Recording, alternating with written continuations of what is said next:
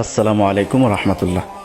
2005 সালে জন্ম নেওয়া বাংলাদেশের এক অনন্য কণ্ঠের শিল্পী হাফেজ মোহাম্মদ তাশরিফ ইলাহি সাকি।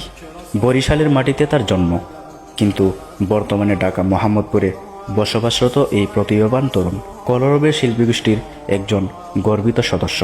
বর্তমানে চলমান একটি অসাধারণ উর্দু নাশিদ, যে নাশিদটার নাম কুই বাতায়ে, যা বাংলাদেশের মাটিতে আজ পর্যন্ত কেউ বাংলায় রূপ দিতে পারেনি, কিন্তু সে প্রথমবারের মতো অসাধারণভাবে এটা বাংলায় রূপান্তর করেছেন। মুহাম্মদ সাল্লাল্লাহু নবী নূর মুহাম্মদ সাল্লাল্লাহু নূর মুহাম্মদ সাল্লাল্লাহু নবী ফখরে দো আলম সাল্লাল্লাহু নূর মুহাম্মদ সাল্লাল্লাহু নবী নূর মুহাম্মদ সাল্লাল্লাহু নূর মুহাম্মদ সাল্লাল্লাহু নবী ফখরে দো আলম সাল্লাল্লাহু, যার শিরোনাম মারহাবা ইয়া মুস্তফা।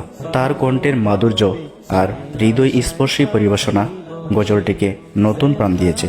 তাশরিফ ইলাহি সাকি শুধু একজন শিল্পী নন, সে একজন অনুপ্রেরণা। তার কণ্ঠে শোনা যায় ভালোবাসা, ঈমান আর প্রেরণার সুর। আমরা গর্বিত আমাদের মাঝে এমন একজন শিল্পী আছেন যে বাংলা গজলের জগতে নতুন ইতিহাস লিখছেন। আমরা সবাই তার জন্য দোয়া করব, যাতে সে ভবিষ্যতে ভালো কিছু অর্জন করতে পারে। আমিন। আমি কাঁদে বসে নির্জনে, তুমি